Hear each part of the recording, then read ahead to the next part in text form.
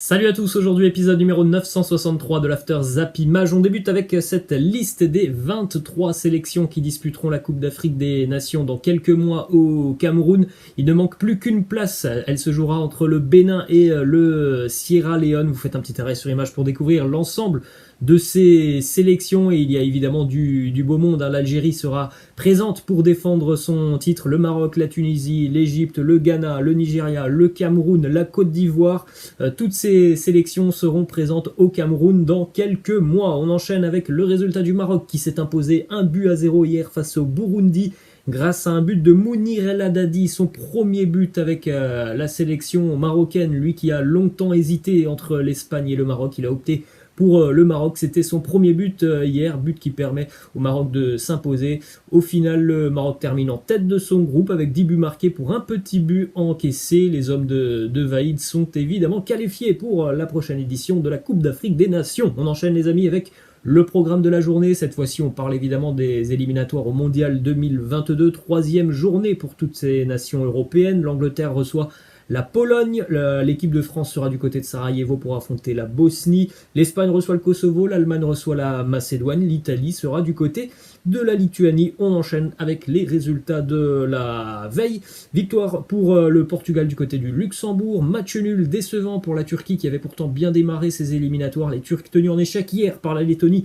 3 partout, victoire pour la Belgique qui écrase le Bélarus 8-0, victoire pour les Pays-Bas à Gibraltar 7-0, victoire pour la Norvège au Monténégro 1-0 et victoire aussi pour les finalistes du dernier mondial, la Croatie qui s'impose 3-0 face à Malte. On enchaîne avec la victoire du Portugal qui a galéré sur la première mi-temps. Les Portugais ont d'ailleurs concédé l'ouverture du score à Rodriguez qui a marqué d'une très très belle tête. Et puis juste avant la mi-temps, Diogo Jota qui marque une nouvelle fois son troisième but déjà sur la dernière semaine avec la sélection portugaise. Un but aussi pour Cristiano Ronaldo, ça faisait quelques temps qu'il n'avait pas marqué avec la sélection portugaise.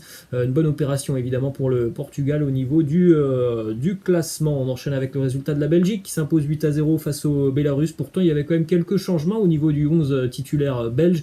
Ça n'a rien changé au niveau du groupe, toujours aussi impressionnant cette sélection belge. 8-0, un but pour Batshuayi, doublé pour Van Aken, doublé pour Leandro Trossard, le premier but en sélection pour Jérémy Doku, l'ailier rennais, un but pour De Preyt et un but aussi pour Christian Benteke. Du côté des Pays-Bas, victoire 7-0 à Gibraltar. Le plus compliqué dans ce genre de match, on le dit souvent, c'est de marquer le premier but. Vous le voyez, le premier but qui arrive à la 41e minute grâce à Berghuis. Et puis après, en seconde mi-temps, tout s'est enchaîné pour les Néerlandais avec un but pour Luc de Jong, un doublé pour Memphis, un but pour Wijnaldum, un but pour Doniel Malen, un but pour Donny van de Beek. Les statistiques de ce match, le week-end dernier, les Pays-Bas avaient affronté la Lettonie. Ça s'était terminé, je crois, avec 36 tirs pour les Pays-Bas. Cette fois-ci, c'est 35 tirs hier pour les Pays-Bas du côté de Gibraltar. Et cette statistique incroyable du côté de Gibraltar, aucun tir hier pour cette modeste sélection de Gibraltar. On enchaîne avec la déclaration de Roberto Mancini, le sélectionneur de la Squadra Azzurra, qui voudrait pouvoir convoquer 25 ou 26 joueurs. Il nous dit élargir l'effectif à 25 ou 26 joueurs pourrait être une très bonne chose,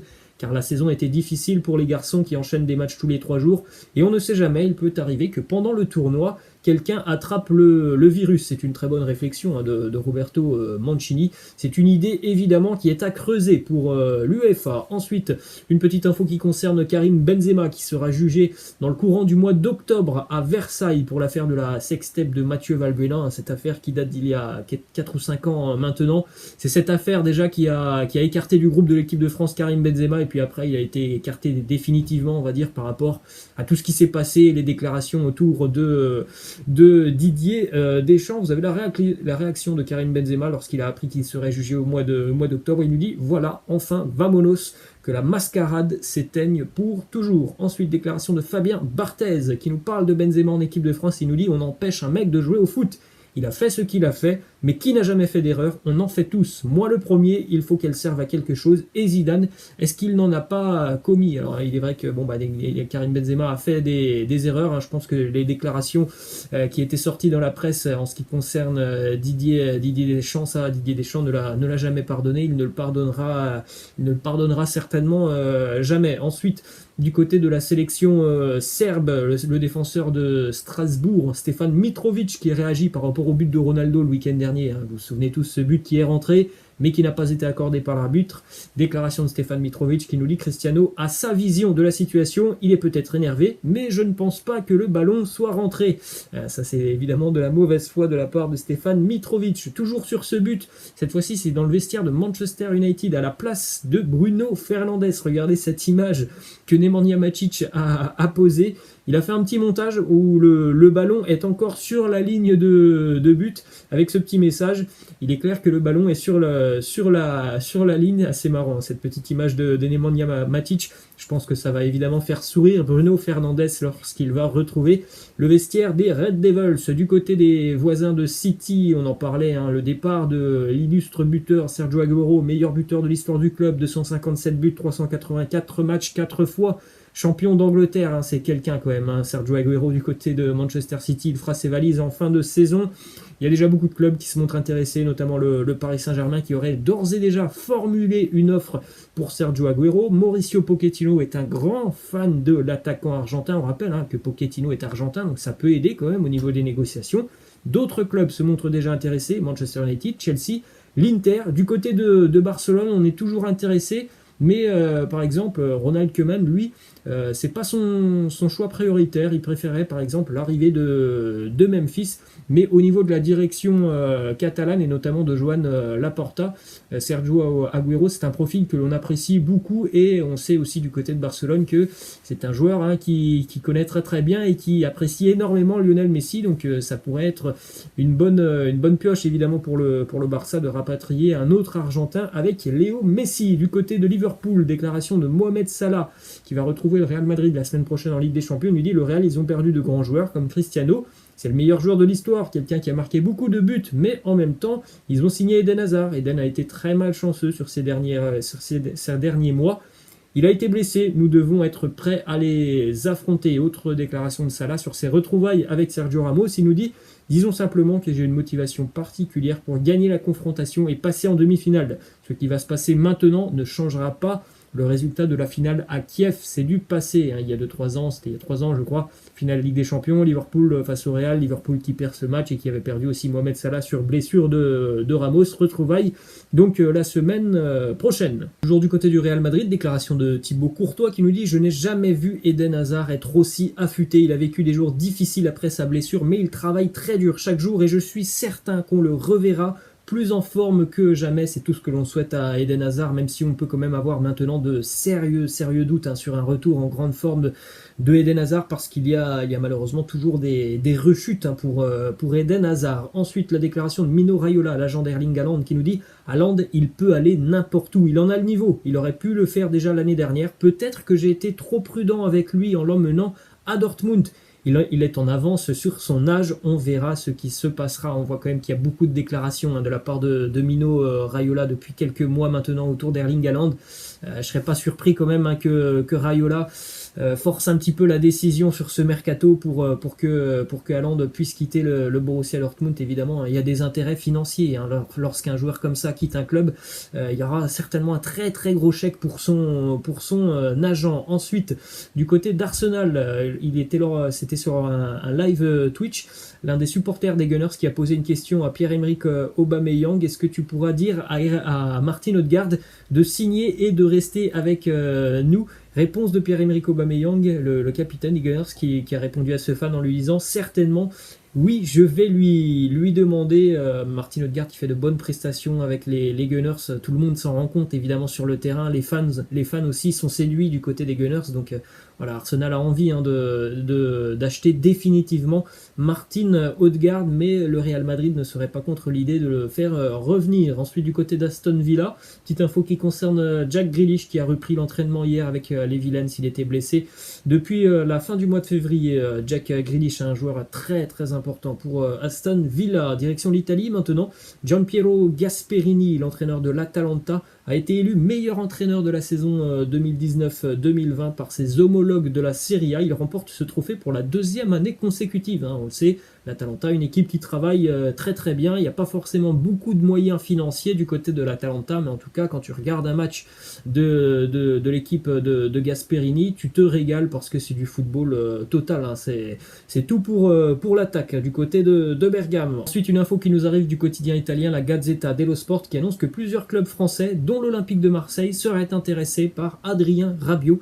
Un club aussi en première ligue, Everton, se montre intéressé. La Juve aurait placé le milieu international français sur la liste des transferts, salaire de 7 millions d'euros annuel pour Adrien Rabiot. La Juve demanderait 30 millions d'euros pour l'international français. Ensuite, du côté du Bayern Munich, on ne va pas garder Douglas Costa, le Brésilien qui est prêté par la Juve, n'a joué que 3 matchs en tant que titulaire cette année, donc du côté du Bayern, on ne le conservera pas, il sera donc de retour du côté de Turin. Ensuite, déclaration de Thomas Müller qui nous dit « J'adorais le Bayern avant de commencer à jouer pour eux, mais je ne me suis pas attaché. Quand il y a une certaine situation et que vous devez décider de jouer pour un club différent, ce ne serait pas un problème du tout pour moi. » Donc voilà une déclaration quand même assez intéressante hein, de Thomas Müller. Si jamais il avait l'opportunité de quitter le Bayern, ce ne serait pas compliqué pour lui. Ensuite, on enchaîne avec cette petite info qui concerne l'international autrichien Marcel Sabitzer, joueur du RB Leipzig, qui pourrait quitter donc l'Allemagne sur ce mercato estival. 3 gros clubs anglais se montrent intéressés, Liverpool, Manchester United, mais aussi Tottenham. Direction la France, Jean-Michel Aulas a été élu meilleur président de l'histoire du football français par France Football. Bon, c'est une reconnaissance toute légitime pour Jean-Michel Aulas, hein, qui est évidemment le meilleur président de l'histoire du football français. Ensuite, une petite info qui concerne le championnat de National. À 7 journées de la fin du National, il n'y a que 6 points d'écart entre le 11e et le 3e. Seulement 4 points séparent le 11e et le 15e premier relégable. À l'heure actuelle, Quevilly et Bastia ont quand même 11 points d'avance sur le 3e. Donc autant dire que Quevilly et le Sporting Club de Bastia ont un bon pied et demi déjà en Ligue 2. Après, ça sera la lutte hein, pour la 3e place